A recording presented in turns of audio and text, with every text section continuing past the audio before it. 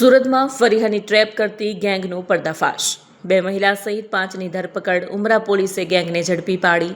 જર્જરિત બંધ બિલ્ડિંગના ફ્લેટમાં હની ટ્રેપ કરતા ગ્રાહકનો સોશિયલ મીડિયા દ્વારા સંપર્ક કરતા યુવતીઓ સોશિયલ મીડિયા અને મોબાઈલ પર સંપર્ક કરી હની ટ્રેપમાં ફસાવતી, યુવતીઓ જોડે બીભત્સ ફોટો વિડીયો ઉતારી લઈ બ્લેકમેલ કરી રૂપિયા પડાવતા, એકાંત સ્થળે બોલાવી હની ટ્રેપ કરતા ઉમરા વિસ્તારમાં આવેલી સૂર્યમંજરી એપાર્ટમેન્ટમાં પોલીસે છાપો મારી ગેંગને ઝડપી પાડી। એપાર્ટમેન્ટ જર્જરિત અને મોટાભાગના ફ્લેટ બંધ હતા, જેમાં શંકાસ્પદ લોકોની અવરજવર રહેતી હતી, જે અંગે તપાસ કરતા પોલીસે ગેંગને રંગે હાથ ઝડપી પાડી। પોલીસની તપાસમાં યુવકને હની ટ્રેપમાં ફસાવવામાં આવ્યો હતો, જ્યાં યુવકને હની ટ્રેપમાં ફસાવી 5 રૂપિયાની ખંડણી માંગી।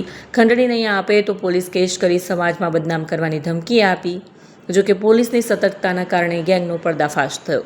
ઝડપાયેલા આરોપીઓમાં આકાશ પરસોત્તમભાઈ વાઘેલા, પિયુષ હસમુખ ગોસ્વામી, ખેતારામ હળમતારામ પરમાર, રાજવી હિરેન દેવગણિયા, પ્રાંજલિ ઉરે પ્રિન્સી, આદિત્ય પ્રતાપસિંહ રાજપૂતની ધરપકડ કરાઈ છે, જ્યારે રમેશ પાલ નામના ઈસમને વોન્ટેડ જાહેર કરાયો છે।